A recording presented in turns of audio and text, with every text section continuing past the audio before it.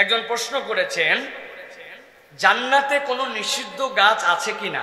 আমরা শুনেছি আদম হাওয়া যে নিষিদ্ধ গাছের ফল খেয়েছিলেন। আমার জিজ্ঞাসা, আল্লাহ যদি আমাদেরকে জান্নাতে নিয়ে যান, তাহলে আমাদের জন্য জান্নাতে কি কোনো নিষিদ্ধ গাছ থাকবে? চিন্তার লেভেল দেখছেন? আল্লাহ কবুল করুন। অন্তত প্রিপারেশন নিছে আল্লাহ জান্নাতে নিলে গাছ আছে কিনা, অন্তত জান্নাতে তো আশা করছে।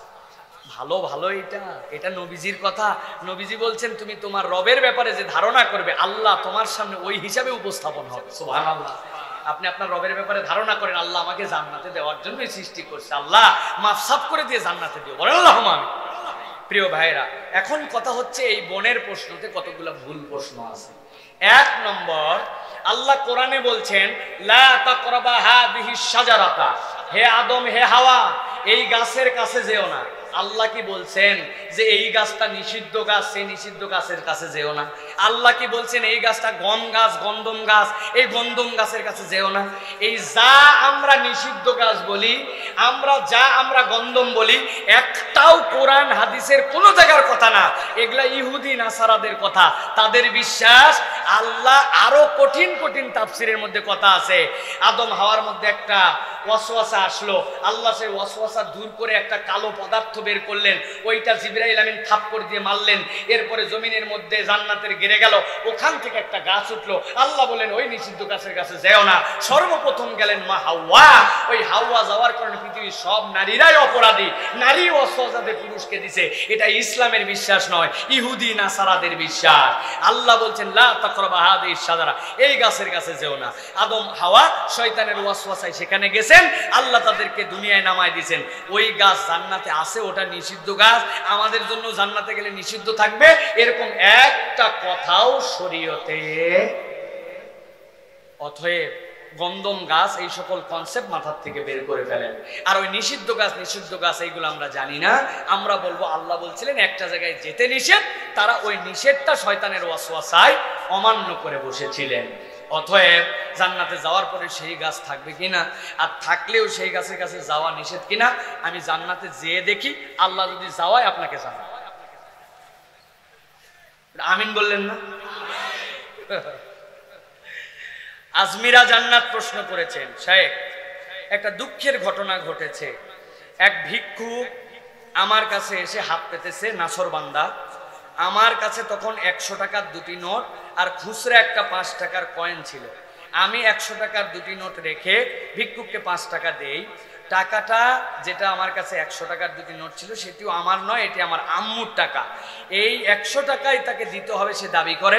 আমি না দিয়ে এই 5 টাকা দেওয়াতে সে উল্টা আমাকে নানান ধরনের অভিশাপ দিয়ে বিদায় হয়। এখন আমার অন্তরে ভয় হচ্ছে এই ফকিরের অভিশাপ আমাকে লাগবে কিনা। চিন্তা করছেন আপনি প্রিয় ভাইয়েরা, এই বোন কতটুকু সতর্ক যে তিনি একটা কাজ করার পরেও তার কাছে মনে হয়েছে। প্রিয় ভাইয়েরা, ভালো করে একটা বিষয় মনে রাখবেন, এই বিষয়টা আমাদের জন্য জানা অত্যন্ত জরুরি।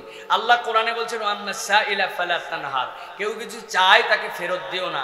আর উল্টাটাও আল্লাহ আপনাকে আমাকে জানিয়েছেন, সেটা হচ্ছে নফল দানের ক্ষেত্রে কেউ আপনাকে কোনো একটা অ্যামাউন্ট দিয়ে বাধ্য করে নিতে পারবে না।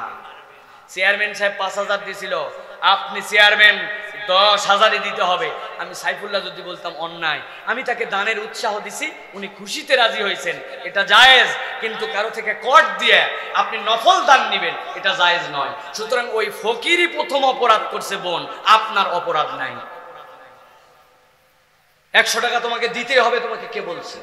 তারপরে তোমার অভিশাপ, এটা অন্যায় করেছে সে, তবে আপনি বিনয়ের সাথে যে চলে আসছেন, এটা আপনি উত্তম আচরণ করেছেন। দ্বিতীয় কথা, আপনি 200 টাকাকেও আপনার মায়ের হিসাবে হিসাব করছেন। ওই 200 টাকা যদি আপনার মায়ের না হয়ে আপনারও হতো, আর সাথে একটা 5 টাকা থাকতো, তবুও আপনি 100 টাকা দিতে বাধ্য নন। কেন? নফল দানের ক্ষেত্রে বাধ্যতা নাই, ফরজ দান বাধ্য। 1 লক্ষ টাকা জাকাত ফরজ হয়েছে, আপনার মনে হয়েছে আমি 2400 টাকা দিব, হবে না, আপনাকে 2500 টাকাই দেওয়া লাগবে। ওখানে আপনার ইচ্ছা নয়, আল্লাহর ইচ্ছা। কিন্তু নফল দানে উৎসাহ আছে, কিন্তু আপনাকে আল্লাহ বাধ্য করেন নাই। আল্লাহ বলছেন ওমিম্মা রাযাকনাহুম ইউনফিকুন, আল্লাহ যে রিজিক দিয়েছে সেখান থেকে তুমি দাও। আপনার তৌফিকে মনে হয়েছে 5 টাকা আপনি দিয়েছেন, উনি অভিশাপ দিয়ে বিরাট গুনার কাজ করে গেছে, আল্লাহর কাছে ওই ফকিরের মাপ চাওয়া লাগে।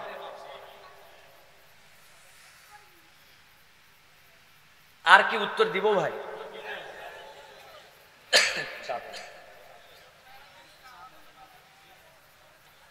আমি তো হাফসায় গেছি। জি একটু ঘুরাই দেন। আর তিনটা প্রশ্ন উত্তর দেয়। হ্যাঁ ভাই শেষ। আমার প্রশ্ন, আমার স্বামী 5 বছর ধরে প্রবাসে, ফোনে আমাদের কাবিন হয়েছে। একটু এদিক ঘুরাই, বাতাস লাগতেছে এখানে। এখনো দেখা হয়নি, কিন্তু আশ্চর্য লাগে তার বাবা মা একের পর এক বিভিন্ন চিন্তা তার মাথায় দিয়ে রাখে। তার বাবা মা তাকে দেশে আসার জন্য না বলে, এখন তাকে তার বিয়ে দেওয়া, তার বোনদের বিয়ে দেওয়া, বাড়ি ঠিক করা ইত্যাদি কথা বলে দেশে আসতেও দেয় না এবং নানানভাবে তাকে বিভিন্নভাবে কামাই রুজিতে বাধ্য করে। এখন আমার করণীয় কি? প্রিয় ভাইয়েরা, এই যে প্রবাস, যে প্রবাসে থাকার কারণে যে এই দেশে থাকতে বিয়ে, অনেক ওলামায়ে কেরাম যে ফোনে ফোনে বিয়েকে নিষিদ্ধ বলছিলেন, কিন্তু অধিকাংশ ওলামায়ে কেরাম ইজাব আর কবুল, আর যদি সেটা তাদের মধ্যে ভয়েস ওভারে দুইজন জানাজানিত হয় জায়েজ বলছেন, কিন্তু যারা না জায়েজ বলছিলেন মনে হয় এই জন্য অনেকে বলছিলেন। কেননা ওই বিয়ের মানে কি, যেই বিয়ে ফোনে ফোনে হওয়ার পরে 5 বছর স্বামী স্ত্রীর দেখাই হয় না, এই বিয়ে তো একটা উপহাস ছাড়া কিছুই না, ঠিক না? এটা ধান্দাবাজির বিয়ে, এটা এরকম বিয়ের কোনো মানে হয় না। কিন্তু বিয়ে যেহেতু হয়ে গেছে, ওই স্বামীর জন্য দায়িত্ব স্ত্রীর কাছে চলে আসা সবার আগে। বাপ মার নির্দেশ মানা ততক্ষণ ফরজ যতক্ষণ পর্যন্ত আল্লাহর গণ্ডির মধ্যে থাকবে। বাপ যদি বলে বয়স 15 হয়েছে, রোজা তোর রাখা লাগবে না, সামনে এসএসসি পরীক্ষা, ওই বাপের রোজা রাখা লাগবে না, এই নির্দেশ মানতে সন্তান বাধ্য নয়, কেননা ওই নির্দেশনাটা আল্লাহর বিরুদ্ধে গেছে।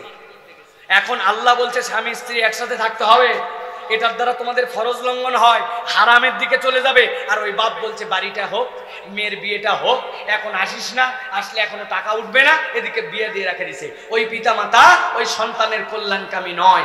সন্তানের কল্যাণ অর্থ দিয়ে কেবল চাওয়া যায় না, সন্তানের নৈতিক কল্যাণ ও সন্তানের পিতামাতাকে চাইতে হয়। যেই পিতামাতা সন্তানের নৈতিক কল্যাণ বোঝে না, ওই পিতামাতা এখন আদর্শ পিতামাতা হতে পারে না। আপনার স্বামীকে বলবেন এই মাসালার ভিডিও নিয়ে যে আপনার জন্য দেশে আসা এখন দায়িত্ব, একবার আসলেই যার জীবনে যেতে পারবেন না তো এরকম নয়।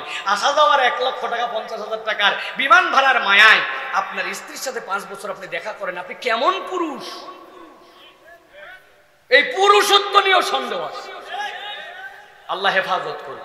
অতএব আপনি এই মাসালা তাকে জানাবেন, তার দায়িত্ব স্ত্রীর কাছে থাকা।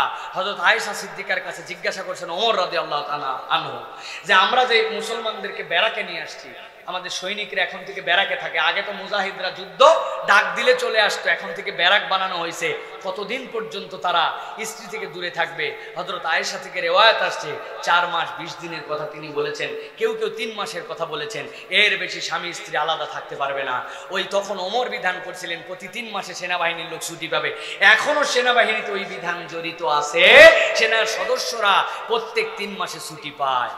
3 মাসে যদি সেনাবাহিনীতে ছুটি পায়, আপনি বিদেশে 5 বছর বিয়ে করে শুয়ে আছেন, এখনো আপনি কেমন পুরুষ মানুষ?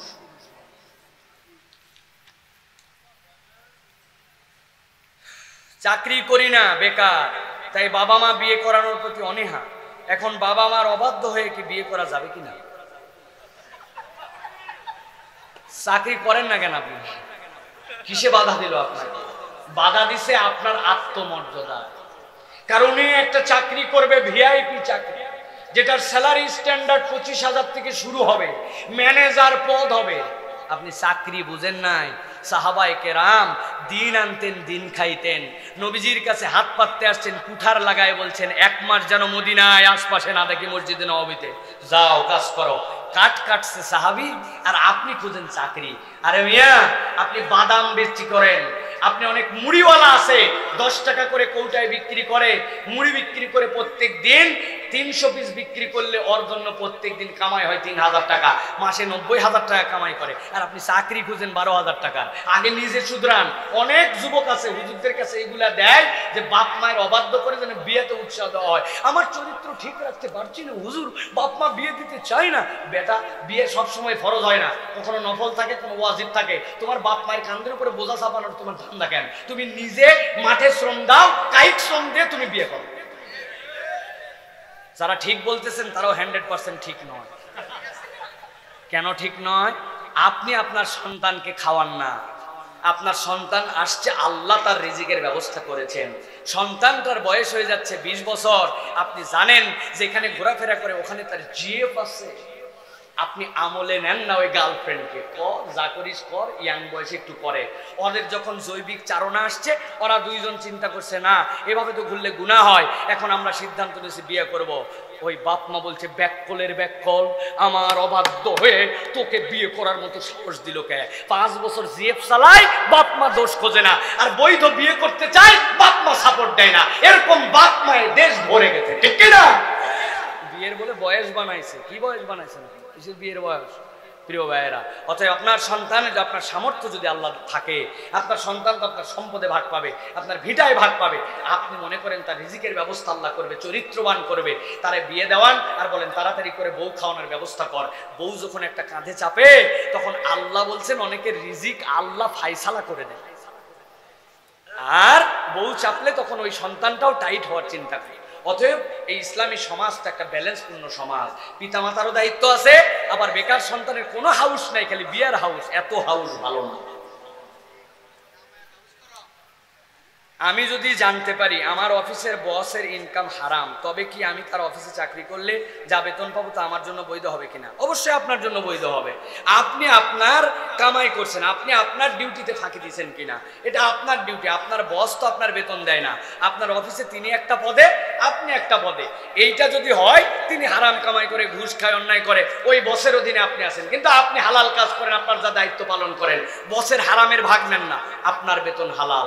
কিন্তু বুঝায় থাকেন যদি যেই অফিসে চাকরি করেন ওই অফিসের মালিক যেই পদ্ধতিতে কামাই করে ওইটা হারাম, তাহলে যেই অফিস হারাম দিয়ে চলে ওই অফিসে আপনি চাকরি করতে পারেন না। দোকানটা যদি হয় বিড়ি সিগারেটের, দোকানটা হয় মদের, মদ ইসলামে হারাম। উনি নামাজ কালাম যাই পড়ুক, মদ নিজে খাক, 10 জনের চাকরির ব্যবস্থা করছে মদের দোকানে, আপনার জন্য এই চাকরিতে যোগদান করার বিধান নাই। অতএব বস অথবা কোম্পানি যদি হারাম ইনকাম করে, হারাম কোম্পানিতে আপনি চাকরি করতে পারবেন না। কিন্তু আপনার ঊর্ধ্বতন কেউ যদি হারাম করে, কিন্তু আপনি সে অফিসে আছেন, উনি আপনার বস হলেও আপনার কামাই আপনার, তারটা তার। আল্লাহ বলছেন ওয়ালা তাজিরু ওয়াজিরাতু উযরা উখরা, আল্লাহ কারো বোঝা কারো কাঁধের উপরে চাপাই দিবেন না। আশা করি উত্তর পেয়েছেন। হাযা মা ইনদি ওয়াল ইলমু ইনদাল্লাহ। সুবহানাকাল্লাহুম্মা বিহামদিকা আশহাদু আল্লা ইলাহা ইল্লা আনতা আস্তাগফিরুকা ওয়া আতুবু